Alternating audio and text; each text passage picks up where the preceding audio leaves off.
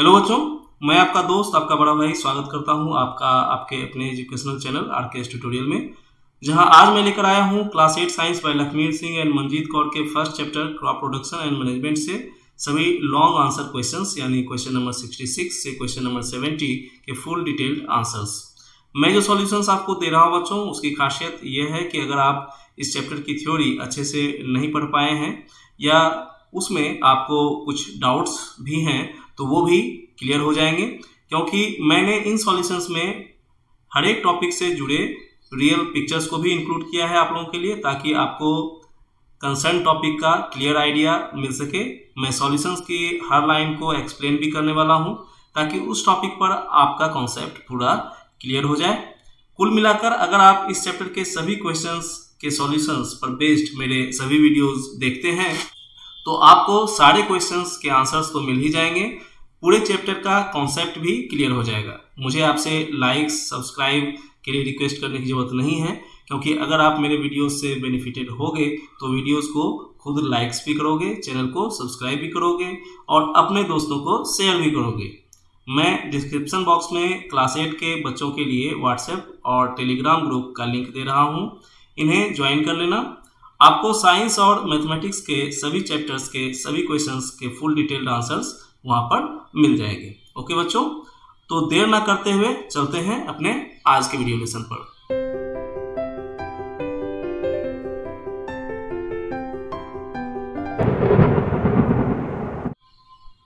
बच्चों, long answer questions में जो सबसे पहला क्वेश्चन है क्वेश्चन नंबर 66, वो दो क्वेश्चंस में डिवाइडेड है, ए एंड बी।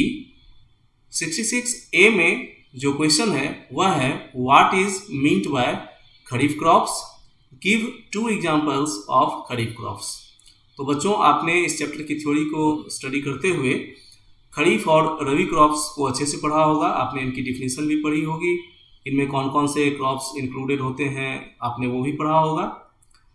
बच्चों, खरीफ क्रॉप्स आपको पता है ये वे क्रॉप्स होते हैं जो कि रेनी सीजन में ग्रो किए जाते हैं, है ना। इसलिए अगर हम खरीफ क्रॉप्स को डिफाइन कर रहे हैं तो हम लोग इसे लिखेंगे the crops which are grown in the rainy season, है ना, the crops which are grown in the rainy season.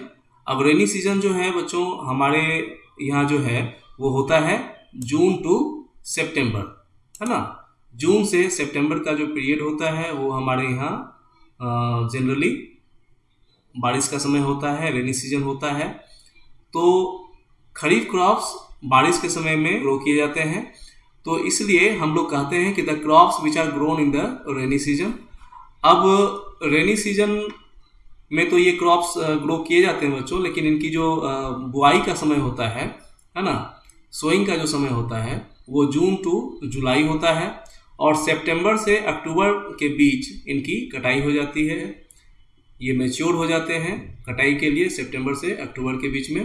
तो इनका जो पीरियड है वो है जून जुलाई टू सितंबर अक्टूबर, है ना। The crops which are grown in the rainy season, that is June July to September October, are called kharif crops. The rainy season in India is generally from June to September. All of you know it very well. Sorry बच्चों, यहाँ पे खरीफ की जगह रबी crops जो है वो type हो गया है, आप लोग इसे खरीफ क्रॉप्स लिखोगे, है ना। 2 examples of kharif crops are paddy and maize. यहाँ पर रबी क्रॉप्स की जगह आप लोग खरीफ क्रॉप्स लिखोगे। तो खरीफ क्रॉप्स का जो सबसे कॉमन एग्जांपल है बच्चों, है ना, धान की फसल, जिसे हम लोग इंग्लिश में पैडी बोलते हैं, है ना। पैडी से ही आपको राइस मिलता है, यानी चावल मिलता है। तो ये सबसे कॉमन जो है वो क्रॉप है बच्चों खरीफ क्रॉप्स के लिए। इसके बाद आप लोग मकई खाते हैं, है ना, मेज जो आप लोग खाते हैं, हम लोग इसे गांव में बहुत से लोग इसे भुट्टा भी बोलते हैं, है ना, मकई भी बोलते हैं। तो ये मेज की क्रॉप है बच्चों, ये दूसरा एग्जांपल है खरीफ क्रॉप्स के लिए, है ना। तो पैडी और मेज जो हैं ये सबसे जनरल एग्जांपल्स हैं खरीफ क्रॉप्स के लिए। ये रियल पिक्चर्स है बच्चों पैडी और मेज की, है ना। जो जो बच्चे रूरल एरिया से बिलोंग कर रहे हैं उन्होंने इन दोनों ही क्रॉप्स को बहुत अच्छे से देखा होगा, है ना। हो सकता है कि उनके खुद की फील्ड्स में उनके पेरेंट्स जो हैं इन क्रॉप्स को ग्रो भी कर रहे होंगे, लेकिन जो शहर के बच्चे हैं, है ना, वो हो सकता है कि वो इसे ना देख पाए हों, या कभी अगर उनका विलेजेस से रिलेशन है, अगर वो जाते हैं विलेजेस में तो शायद उन्होंने भी वहाँ पर देखा हो। तो जिन बच्चों ने ना भी देखा है तो उनके लिए मैं यहाँ पर शो कर रहा हूँ। ये जो है बच्चों, ये पैडी क्रॉप है और ये जो है आपका मेज क्रॉप है। ओके, चलते हैं क्वेश्चन नंबर 66 के दूसरे पार्ट की ओर। 66B, what is meant bye rabi crops, give 2 examples of rabi crops. तो इसे भी आप लोग अच्छे से समझ रहे होंगे। रबी क्रॉप्स जो हैं बच्चों वो विंटर सीजन में ग्रो किए जाते हैं, है ना। अक्टूबर नवंबर टू मार्च अप्रैल इनका जो पीरियड होता है वो अक्टूबर से नवंबर के बीच ये जो हैं वो बोए जाते हैं, मतलब इनकी बुआई होती है। इन्हें इनकी सोइंग का जो समय है ना, वो अक्टूबर से नवंबर है और मार्च अप्रैल में ये मैच्योर हो जाते हैं कटाई के लिए। तो इनका जो पीरियड है वो है अक्टूबर नवंबर से मार्च अप्रैल, है ना। और ये समय होता है हमारे यहाँ विंटर सीजन का, ठीक है। तो जो विंटर सीजन में क्रॉप्स ग्रो किए जाते हैं वो कहलाते हैं rabi crops. Okay, the crops which are grown in winter season, that is October November to March April, are called rabi crops. Rabi crops के जो जो 2 सबसे कॉमन एग्जांपल्स हैं बच्चों, उन्हें मैंने आप लोगों के लिए यहाँ पर शो किया है। वो है व्हीट क्रॉप्स और ग्राम क्रॉप्स। हालांकि पी भी इसका, पी यानी मटर, है ना, वो भी इसका कॉमन एग्जांपल ही है। तो यहाँ पर 2 एग्जांपल्स हम लोगों को शो करने थे, तो मैंने व्हीट और ग्राम क्रॉप्स को लिया है। ये रियल पिक्चर्स हैं व्हीट क्रॉप और ग्राम क्रॉप की, ठीक है। क्लियर? चलते हैं नेक्स्ट क्वेश्चन पे। Question number 67। क्वेश्चन नंबर 67 भी बच्चों 2 पार्ट्स में डिवाइडेड है, 67A एंड 67B। 67A में जो क्वेश्चन है वो है what is meant by sowing, what are the various methods of sowing the seeds. मतलब आपसे पूछा जा रहा है कि सोइंग हम किसे कहते हैं और सोइंग के कितने तरीके होते हैं। ओके, तो सबसे पहले हम लोग सोइंग को डिफाइन करते हैं। The process by which seeds are buried inside the soil is called sowing। मतलब वह प्रोसेस जिसके द्वारा बीज को, है ना, सीड्स को मिट्टी के भीतर, सॉइल के भीतर इंटर किया जाता है ना, ब्यूरिड किया जाता है, ये प्रोसेस जो है वो सोइंग कहलाता है, ठीक है। मतलब बुआई का जो प्रोसेस है उसे ही हम लोग सोइंग कहते हैं। सोइंग के बाद after sowing the seeds germinate inside the soil and then grow up to become a complete plant. बच्चों सोइंग के बाद ही सीड्स जो है वो सॉइल में जर्मिनेट करते हैं। उन्हें जर्मिनेशन के लिए जो है मॉइस्चर चाहिए होता है, सॉइल चाहिए होता है, जो कि उन्हें वहाँ पर मिल रहा होता है। तो धीरे धीरे वे जर्मिनेट करते हैं, है ना। उसके बाद उनमें स्प्राउट्स आते हैं और फिर जो है वो धीरे धीरे एक प्लांट में तब्दील हो जाते हैं, ग्रो अप करते हैं और फाइनली कंप्लीट प्लांट बनते हैं, है ना। Germination is also known as the sprouting of seeds. जानते हैं आप लोग, है ना, जर्मिनेशन को स्प्राउटिंग भी बोलते हैं। तो सोइंग क्या है ये आपको समझ में आ गया। मिट्टी के भीतर, सॉइल के भीतर जब हम लोग बीज को डालते हैं तो ये सोइंग कहलाती है। उसके बाद इनमें जर्मिनेशन होता है, इनके जो भी फेवरेबल कंडीशंस होते हैं जर्मिनेशन के लिए वो उन्हें वहाँ पे मिलता है, जर्मिनेशन होता है, स्प्राउटिंग होती है। अब पूछा जा रहा था कि what are the various methods of sowing the seeds. तो बुआई के कितने तरीके होते हैं ये पूछा जा रहा है। तो बच्चों सबसे पहला जो कॉमन तरीका है बुआई का वो है सोइंग बाय हैंड, है ना, sowing by hand.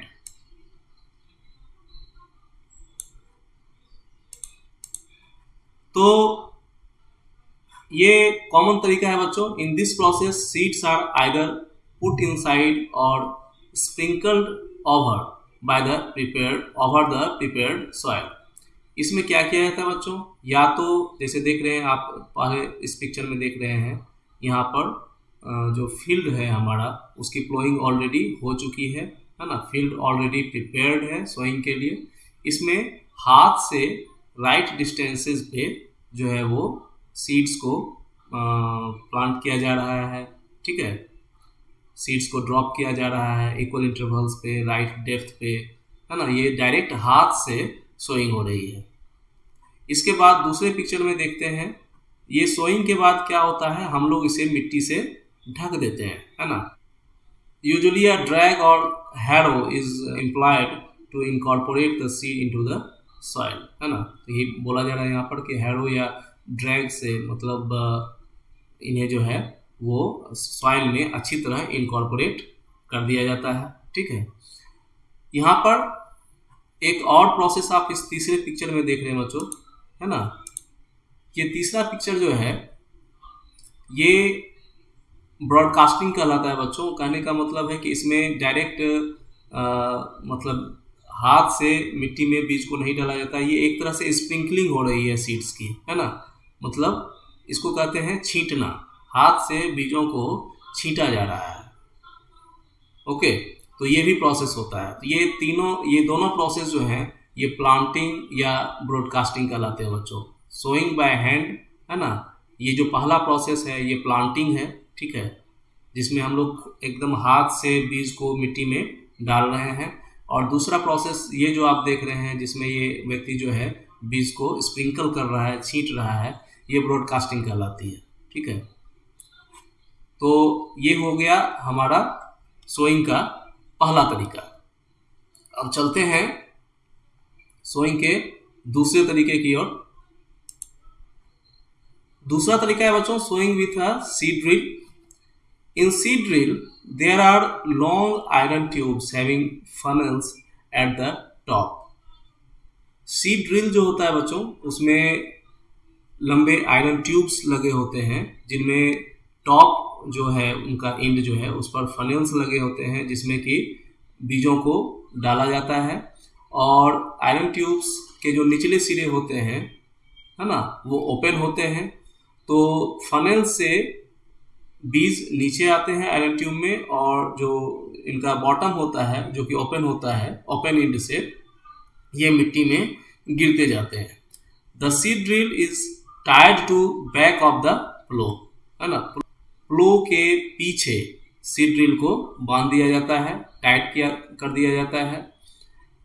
And seeds are put into the funnel of the seed drill and as the plough makes furrows in the soil, है ना, जैसे जैसे प्लो जो है वो सॉइल में फरोज बनाता है। फरोज क्या होता है बच्चों, वो देखते होंगे कि जब भी जुताई होती है खेतों की तो बीच बीच में जब प्लो जो है वो चलता है तो बीच में गहरा और दोनों तरफ ऊंचा होता है ना। बीच में गहराई जो देख रहे हैं, है ना, ये जो लाइंस बनते हैं, पैरेलल लाइंस बनते हैं, इन्हें ही फरोज बोलते हैं हम लोग।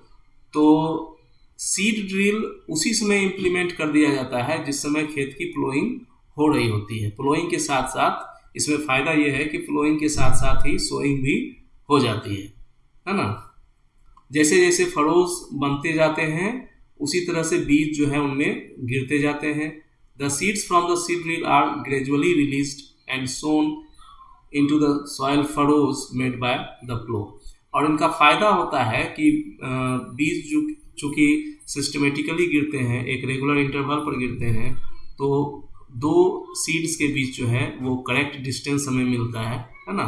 ऑटोमेटिकली एक रेगुलर इंटरवल पर बीज जो है वो नीचे गिरते हैं। तो सीड ड्रिल से जो सोइंग है बच्चों वो बहुत बेनिफिशियल है। आजकल ज़्यादातर इसी प्रोसेस को यूज किया जाता है सोइंग के लिए, है ना। तो मैं समझता हूँ कि आपको सोइंग विथ सीड ड्रिल जो है वो आपको क्लियर हो गया होगा। यहाँ आप दो पिक्चर्स देख रहे हैं, है ना। यहाँ पर ये ऑटोमेटिकली पहले पिक्चर में आप देख रहे हैं कि फ्लो जो है वो चल रहा है, ट्रैक्टर जो है वो चल रहा है। इसमें सीड्स जो हैं, ऊपर वाला जो हिस्सा है बच्चों, ये फनल्स हैं जिसमें कि सीड्स रखे गए हैं और ये नीचे गिरते जा रहे हैं समय के साथ साथ। दूसरा पिक्चर है बच्चों, इसमें सीड्स को पहले नहीं डाला गया है। इसमें आप देख रहे हैं कि पीछे एक व्यक्ति जो है वो प्लो के ऊपर खड़ा है और ये सीड्स को फनल में प्लेस करता जा रहा है। जैसे जैसे फ्लोइंग हो रही है सीड्स जो है वो नीचे गिर रहे हैं। ठीक है, तो ऑटोमेटिक हो या मैनुअल हो, कहने का मतलब फनल्स में भी इसको डाला जाता है और सिस्टमेटिकली सीड्स जो है वो नीचे गिरते हैं। ठीक है, तो हम लोग आगे बढ़ते हैं। क्वेश्चन नंबर 67B बच्चों, what precautions should be taken in sowing the seeds? Following precautions should be taken while sowing the seeds in the soil. Soil में सीड्स की सोइंग करने के लिए हम लोग जो प्रिकॉशंस यूज़ करते हैं वो यहाँ पर आपको दिए गए हैं। पहला प्रिकॉशन है बच्चों, the seeds should be sown at right depth in the soil suitable for germination, है ना। In general seeds should be planted at a depth of 2 times the width or diameter of the seed. बच्चों seeds की जो मोटाई होती है, मतलब उसका जो डायमीटर है, सीड्स जितना बड़ा है ना, उसके डायमीटर से 2 times जो है ना वो गहराई होनी चाहिए सीड्स की सोइंग के लिए, ताकि सीड्स एक प्रॉपर डेप्थ पर जा सकें, है ना, और उन्हें जर्मिनेशन के लिए सुटेबल सॉइल कंडीशंस जो है वो मिल सके। बीज अगर बहुत ऊपर होंगे तब भी उन्हें सुटेबल कंडीशन नहीं मिलेगा, और अगर बहुत ज़्यादा गहराई में बोए जाएंगे तब भी उन्हें सुटेबल कंडीशन नहीं मिलेगा। अगर बीज बहुत ज़्यादा ऊपर होंगे तो वो बर्ड्स के द्वारा पिक भी किए जा सकते हैं, है ना। उन्हें हो सकता है कि ज़्यादा सनलाइट का एक्सपोजर भी उन्हें मिल जाए, है ना, जिसकी वजह से वो ख़राब हो सकते हैं, सूख सकते हैं, और मॉइस्चर की भी कमी हो सकती है। और अगर बहुत ज़्यादा गहराई में अगर वो बोए जाएंगे तो फिर उन्हें प्रॉपर एयरेशन भी नहीं मिलेगा, है ना, और हो सकता है कि मॉइस्चर की ज़्यादा मात्रा मिल जाए। तो कहने का मतलब सुटेबल जर्मिनेशन के लिए जो है वो जो मैं आपको यहाँ बता रहा हूँ कि बीज की जो डायमीटर है बीज का, उसकी दुगनी मोटाई जो है वो लेयर जो है वो डेप्थ होना चाहिए सॉइल का, जिसमें कि बीज को डालना चाहिए, है ना। तो the seed should be sown at right depth in the soil suitable for germination. ठीक है, उसके बाद the seeds should be sown at proper spacing, है ना। सीड्स के बीच में प्रॉपर स्पेसिंग होनी चाहिए बच्चों, है ना। एक रेगुलर इंटरवल पर सीड्स को सो किया जाना चाहिए, ताकि हर एक सीड को प्रॉपर मॉइस्चर और जो भी फेवरेबल कंडीशंस हैं वो मिल सके। अगर दो सीड्स एक दूसरे के बिल्कुल क्लोज सो कर दिए जाएंगे तो उन्हें ग्रो करने में दिक्कत होगी, है ना। उसके बाद है the seeds should not be sown in highly wet soil. अगर बहुत ज़्यादा वेट सॉइल, भींगे, बहुत ज़्यादा पानी है ना सॉइल में, नमी है बहुत ज़्यादा, अगर उसमें आप सीड्स को डाल देते हो तो वो जर्मिनेट नहीं करेंगे। और उसी तरह से चौथा पॉइंट है the seeds should not be sown in the dry soil. अगर बहुत ज़्यादा मिट्टी कड़ी है, उसमें नमी बिल्कुल है ही नहीं, अगर उसमें आप सोइंग करते हैं तब भी उनमें जर्मिनेशन नहीं होगा, और अगर जर्मिनेशन होता भी है तो वो ग्रो नहीं कर पाएंगे। तो ये जो 4 कंडीशंस बच्चों मैंने आपको यहाँ बताया है, ये बहुत ही ज़रूरी है, कंपलसरी है प्रॉपर सोइंग ऑफ सीड्स के लिए, ताकि सीड्स अच्छे से जर्मिनेट कर पाएँ और एक वेल डेवलप्ड प्लांट जो है वो बन पाए। यहाँ पर जो पहला पॉइंट मैंने बताया राइट डेप्थ के लिए, है ना, और दूसरा पॉइंट प्रॉपर स्पेसिंग के लिए, तो वो पहला फिगर जो है आपको ये शो कर रहा है यहाँ पर, है ना। यहाँ आप देख रहे हैं हैंड से सोइंग की जा रही है, यहाँ पे इक्वल इंटरवल्स पे इन्हें डाला जा रहा है। सीड ड्रिल के जरिए भी जो सोइंग होती है उसमें मैंने आपको बताया कि सीड्स ऑटोमेटिकली प्रॉपर स्पेसिंग पर प्लेस होते हैं सॉइल के भीतर, है ना। दूसरे और तीसरे पिक्चर्स में, है ना, दूसरे पिक्चर्स में आपको ओवर वेट सॉइल दिखाया जा रहा है ना, हाईली वेट है, बहुत ज़्यादा इसमें पानी है। अगर इसमें सीड्स डालते हैं तब भी इनमें जर्मिनेशन नहीं होगा। तीसरा जो पिक्चर है ये आपको ड्राई सॉइल को इंडिकेट कर रहा है, ये भी प्रॉपर नहीं है सीड की सोइंग के लिए, ठीक है। क्लियर? चलते हैं नेक्स्ट क्वेश्चन की ओर। Question number 68, What are good quality seeds? You are given a sample of wheat seeds. How will you select good healthy seeds for sowing? आपसे पूछा जा रहा है कि गुड क्वालिटी सीड्स क्या होते हैं।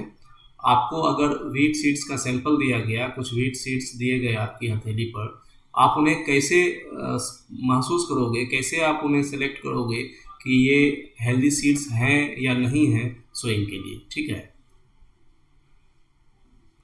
हेल्दी सीड्स का जो सिलेक्शन है बच्चों वो सोइंग के लिए बहुत ही इम्पोर्टेंट होता है, क्योंकि जिस तरह का सीड्स आप सोइंग के लिए यूज़ करते हो आपको उसी तरह की क्रॉप जो है उससे मिलने वाली है ना।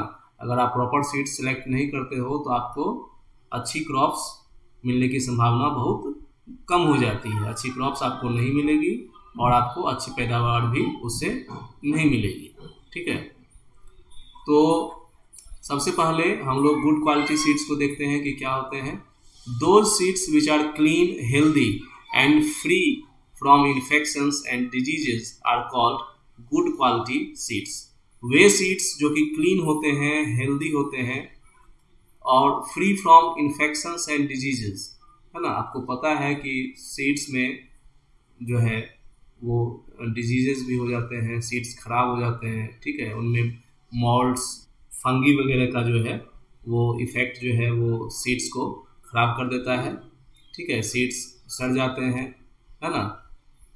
तो इस तरह के सीड्स जो होते हैं वो अच्छे नहीं होते हैं सोइंग के लिए। तो हमें उन सीड्स को चुनना होता है जो क्लीन होते हैं, हेल्दी होते हैं और free from infections and disease होते हैं। तो ये गुड क्वालिटी सीड्स कहलाते हैं। These are the most competent seeds होते हैं, ये सबसे competent होते हैं, समर्थ होते हैं, which will definitely give rise to a healthy plant, है ना। अगर हम इन सीड्स को सेलेक्ट करते हैं सोइंग के लिए तो हमें निश्चित रूप से जो है एक हेल्दी प्लांट जो है वो मिलता है, which would bear more healthy seeds, जिसमें कि ज़्यादा हेल्दी सीड्स जो हैं वो आएंगे और हमें अच्छी क्रॉप जो है वो मिलेगी, पैदावार अच्छी होगी, है ना, हमें ग्रेन्स अच्छे मिलेंगे। तो हम समझ गए कि गुड क्वालिटी सीड्स क्या है। अब हम कैसे सेलेक्ट करेंगे कि कौन से सीड्स अच्छी क्वालिटी के हैं और कौन सी सीड्स जो हैं वो अच्छी क्वालिटी के नहीं हैं। तो best wheat seeds would be one whose colour, shape and size are normal, है ना। कलर, शेप और साइज जो है वो नॉर्मल होगा, बहुत ज़्यादा ब्राउनिश नहीं होगा, है ना, ऑर्डरली शेप्ड नहीं होगा, रेगुलर शेप का होगा, है ना, टाइनी और ब्लॉटेड, ठीक है, भी नहीं होंगे, बहुत छोटे भी नहीं होंगे या उनमें धब्बे नहीं होंगे, है ना, जैसे कि आपको सेकंड पिक्चर में ये दिखाया जा रहा है। उसके बाद apart from just the look, seeds are also tested for their efficacy in germination. इसके बाद सिर्फ लुक्स को नहीं देखा जाता है, उसके बाद ये भी देखा जाता है कि जर्मिनेशन के लिए वे सही हैं या नहीं है। इसका एक बहुत ही अच्छा प्रोसेस है बच्चों कि अगर हम ये देखना चाहते हैं कि सीड्स अच्छे हैं या नहीं हैं सोइंग के लिए, तो उन्हें आप क्या करो, जब आप उन्हें पानी में डालोगे तो हेल्दी सीड्स जो होंगे वो हैवी होते हैं, है ना, क्योंकि वो खोखले नहीं होते, है ना, वो ख़राब नहीं है, उनमें कोई इन्फेक्शन नहीं है, तो वो कंप्लीट हेल्दी सीड्स होते हैं, सॉलिड होते हैं। तो ये वाटर में आपको सिंक कर जाएंगे, वो वाटर में डूब जाएंगे। जबकि अनहेल्दी सीड्स जो होंगे बच्चों वो वाटर पर फ्लोट करते हैं, जैसे आप इस थर्ड पिक्चर में देख रहे हैं। यहाँ पे आपको जो है वो हेल्दी सीड्स जो है वो पानी में डूबे हुए दिखाई पड़ रहे हैं और जो अनहेल्दी सीड्स हैं वो पानी पर ऊपर तैर रहे हैं। ये बहुत अच्छा तरीका है हेल्दी और अनहेल्दी सीड्स को डिफ्रेंशिएट करने का, ठीक है। चलते हैं क्वेश्चन नंबर 69 पर। क्वेश्चन नंबर 69 जो है वो दो पार्ट्स में डिवाइडेड है बच्चों। पहला, what is the process of transplantation in agriculture, give examples of two crops which are usually grown by this process.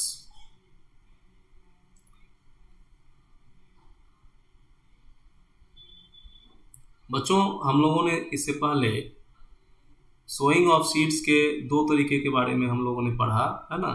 इसके अलावा एक तीसरा प्रोसेस होता है बच्चों, जो बहुत ही ज़्यादा यूज होता है, क्योंकि ये एक मेजर क्रॉप के लिए यूज होता है, इसलिए ये बहुत ही इम्पोर्टेंट है। हमारे यहाँ दो मेजर क्रॉप्स हैं बच्चों, पैडी एंड व्हीट, और ये दोनों ही ऐसी फसलें हैं जिस पर हम बहुत ज़्यादा डिपेंड करते हैं फूड के लिए, ठीक है। तो ट्रांसप्लांटेशन जो है, इनमें से जो एक मेजर क्रॉप है पैडी, उसमें यूज होता है, इसलिए ये प्रोसेस बहुत ही इंपॉर्टेंट है, इसको अच्छे से समझना बहुत ज़रूरी है। प्रोसेस ऑफ ट्रांसप्लांटेशन जो होता है बच्चों, इसमें क्या होता है, the process of transferring the seeds from the nursery to the main field by hand is called transplanting और transplantation. The process of transferring the seedlings, है ना। सीडलिंग्स क्या होते हैं?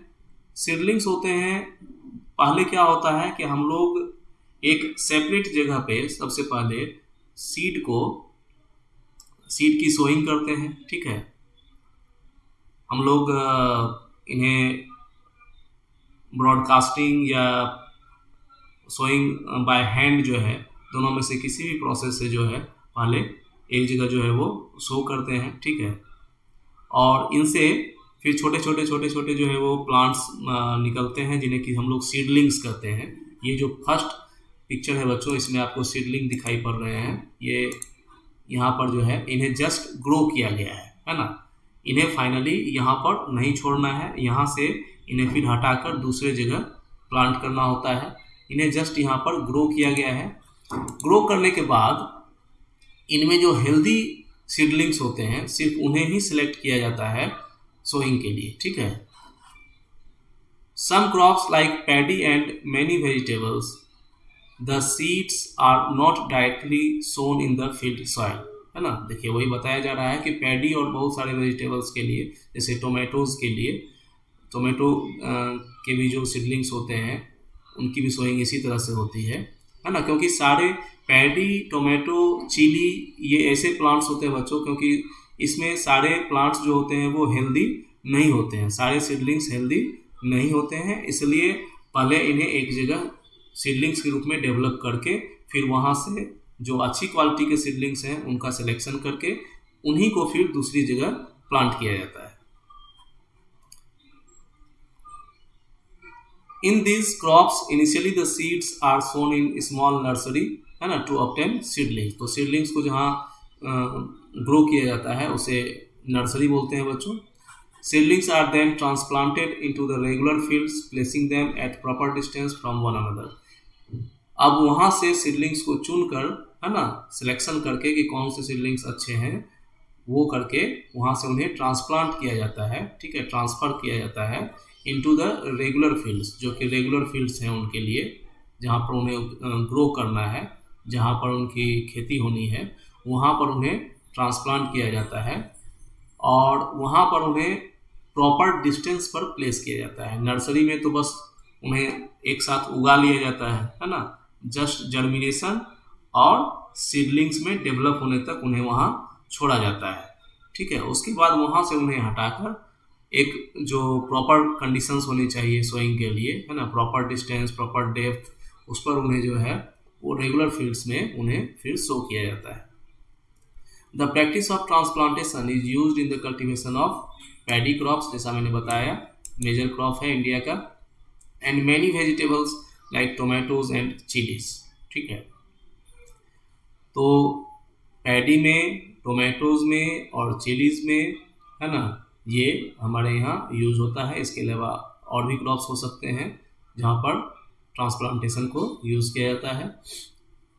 पैडी क्रॉप्स के लिए या टोमेटोज़ के लिए या चिलीज़ की क्रॉप्स के लिए हम लोग जनरल सोइंग बाय हैंड या सैंड ड्रिल वाला मेथड जो है वो यूज़ नहीं कर सकते हैं, क्योंकि वहाँ हमें अच्छी फसल जो है वो नहीं मिलेगी, क्योंकि सारे प्लांट्स जो होते हैं वो उसमें एक तरह के नहीं होते, उनको सेलेक्ट करना होता है। इसीलिए पहले उन्हें नर्सरी में ग्रो किया जाता है और वहाँ से फिर उन्हें ट्रांसप्लांट किया जाता है रेगुलर फील्ड्स में। तो मैं समझता हूँ कि ये आपको अच्छे से क्लियर हो गया होगा। चलते हैं नेक्स्ट क्वेश्चन की ओर। 69 का दूसरा part, state 2 advantages of the process of transplantation in growing crops. तो क्वेश्चन नंबर 69 के पहले पार्ट्स में हम लोगों ने देखा कि ट्रांसप्लांटेशन क्या होता है और कौन सी फसलों के लिए ये यूज़ होता है। यहाँ पे हमें इसके 2 एडवांटेजेस बताने हैं। ये एक्चुअली हम लोग पहले भी इसको डिस्कस कर चुके, फिर से एक बार देख लेते हैं। Advantages of transplantation in growing crops are as follows.